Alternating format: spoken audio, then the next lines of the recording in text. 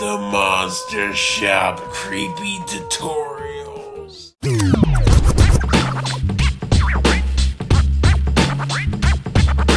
Hey everybody, welcome back to the Monster Shop. My name is Bob and we are going to start our Halloween haunt project right now. We actually are going to be doing a multi-part series on the Monster Shop containing a few small different segments that are going to be combined to make the final product, which is going to be a kind of a big ass mummy that I want to have as part of my home haunt this year. So I was thinking about the best way to create my mummy with this channel. So I thought it would be cool to kind of break it down into multiple sections, multiple little videos, that I can combine together that gives you the whole process of making a big mummy. What I was thinking about doing is starting off with tea staining. Then I'm going to grab the skull. I have this big skull I want to use. I'm going to corpse it, make it kind of look creepy before we even wrap it. So that'll be a part 2 video. Part 3 will be actually making the mummy structure and wrapping it all up and so forth. And then adding final details to it and so forth. So I'm hoping to do a couple small parts on this video. Just thought that would be really cool. Instead of trying to fit it all into one big video and spanning multiple days, we can just do these quick videos to get started. So like I mentioned, I think we're going to start with tea staining. Now, a lot of you probably already know how to do tea staining. I think it's really cool to do it. This was actually tea stained these at the Monster Shop a while ago. I've had these for years and they still look dingy as hell. So I guess what I've been doing is working. So what we'll do is we'll go through the whole process of shredding and prepping the cloth itself, depending on your use, if you want it really distressed or disheveled. There's a process for that, so we're going to work on that, and then we'll go through the actual staining process, and then the drying process, and then lastly, the sealing process. I like to seal my product when I get done staining it, because I feel like if you're putting it outside and you take all that time to stain it, the sun, the rain, all these factors are going to bleach it back to a white color. And before we start this tutorial, I just wanted to take a couple seconds out to say hi to all the new subscribers. It really means a lot that you've subscribed to my channel and you seem to be interested in what we're doing here.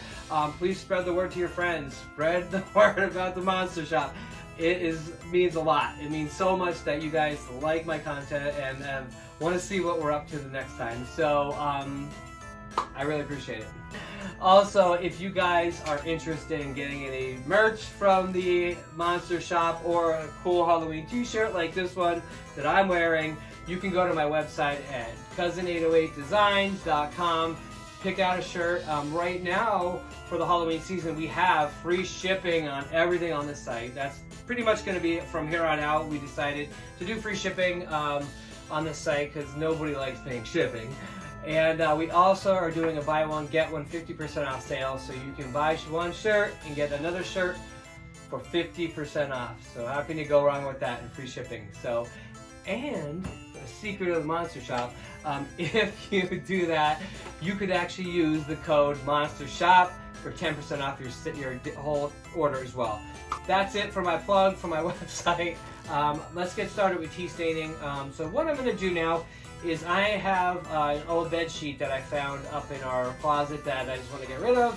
And it was a grayish color, so I figured that would be cool. Mixed in with the white, once it's tea stained, you'll see some variations in color as far as the factor of the staining and so forth. So I'm going to cut that up right now, and then cut it into strips, and then we will go forward with the rest of it. All right, everybody. So we got the sheet here. So this is a fitted sheet. So the first things first, you're gonna have to get a trusty knife. Be careful not to cut yourself. And then you want to kind of just go through and cut all along this. Get the elastic off if you have a fitted sheet. So we're gonna start that now. Ooh, that's cool. So I'm just basically ripping the shit out of this. The cool thing about this is it doesn't matter how you rip it, as long as it comes off. Because, they didn't have scissors back in the Egyptian times, so neither are we. So basically what we're going to do is, take the end of the sheet. I like to do a thicker band just because it covers a little bit more. Put a little, and just pull right down. So I'll do some thick pieces, and then I'm also going to do some thinner pieces. Cut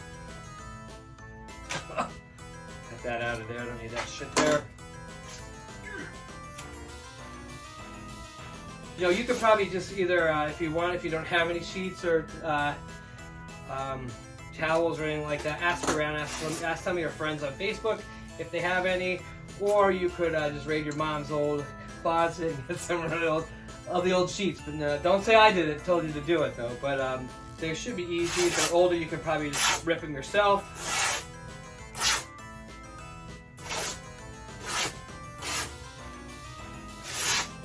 Holy shit, this thing's long. Alright everybody, we got everything all shredded up. As you can tell, I got mixes of towel in here, I got old sheet in here, I got some gray sheet in here. I think just the mix of these colors are going to look really cool together. Once they're all stained and like very antique and dirty looking, they're going to look fucking they're gonna look awesome. So I can't wait to get started on this. So I made a dollar store run, got my ass some cheap tea, dollar tea, because you're just going to waste it, you're not going to drink it. So since this is such a huge batch of fabric that has to be stained, I'd like to ideally try to get it done in one batch rather than make two different batches, because then you're going to get variations and the staining and so forth. I was contemplating using our washer upstairs, but I think my wife would like literally kick my ass if like all she does laundry and something and like all our clothes get ruined the next batch. So I nixed that idea. So smart man, right? So what I decided to do is we have these party tubs from like family parties and stuff like that. So I have this size and I have a bigger size.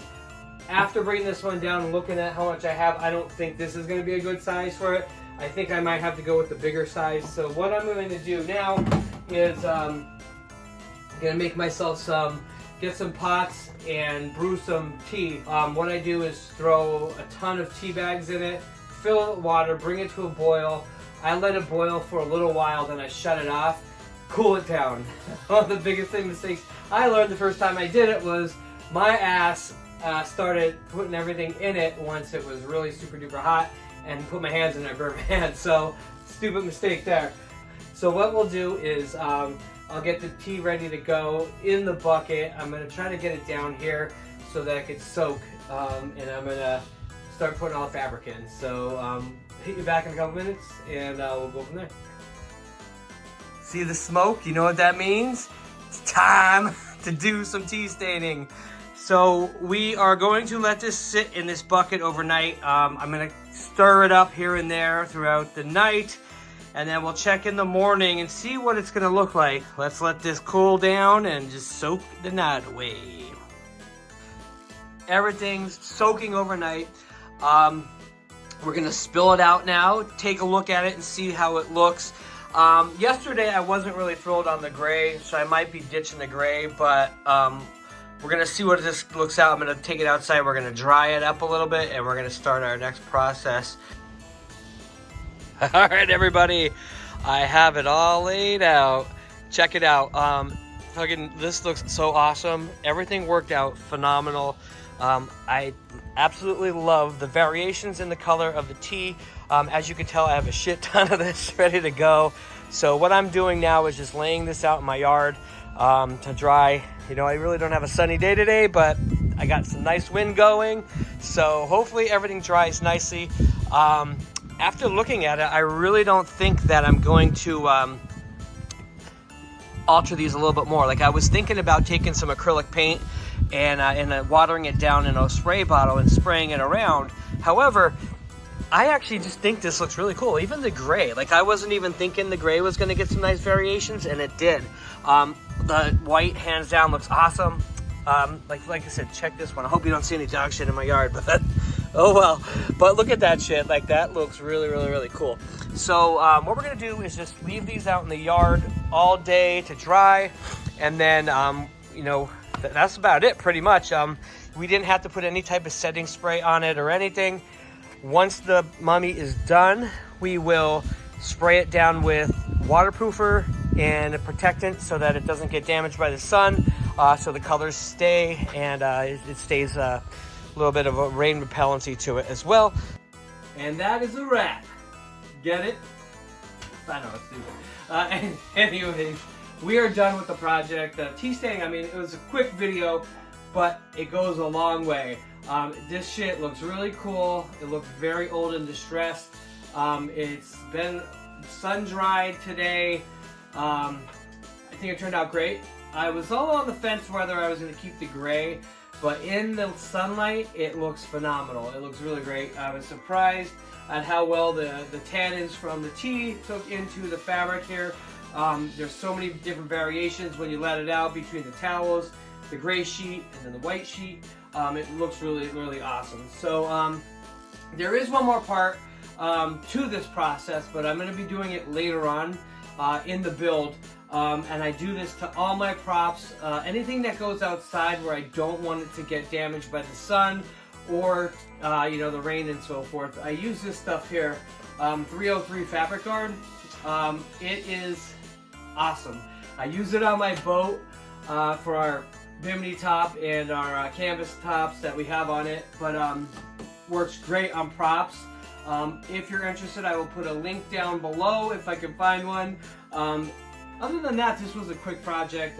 You know, it's kind of simple, but you know, like I mentioned before, there may be people that don't know how to do it, so that's why I did this video, just to show you know, how much cool stuff you can do and how you can age some ageless material. If you were going for a zombie or some other type of clothing you had that you wanted to rough it up, you know, a pirate or whatever, and you wanted to make it look like, you know, like for example, a zombie, you know, you could actually get some purple acrylic paint, you know, and some reds and different colors and so forth, and water it down with a spray bottle, and you could spray after that to soak in some of the additional colors into the shirt and stuff before you spray it with that stuff. But for our application, we just needed to make it look weathered and old, so you know, hopefully it turns out well. So anyways, thank you guys for visiting. I'm going to be starting part 2 where we are going to work on the head itself for the mummy. We have some cool things that we're going to do to it. And then hopefully I'll be able to put that one out next, and then, you know, the final build when we get the body done and all that stuff. And then I think what we're going to do is work on some props that are going to go with the mummy theme, and then you know, I still have the Frankenstein theme that we have to work on, and I got to figure out what we're doing for the Wolfman, so I haven't really put that much thought to it yet. But this one should be a cool build, so I will catch up with you guys later. Happy hunting!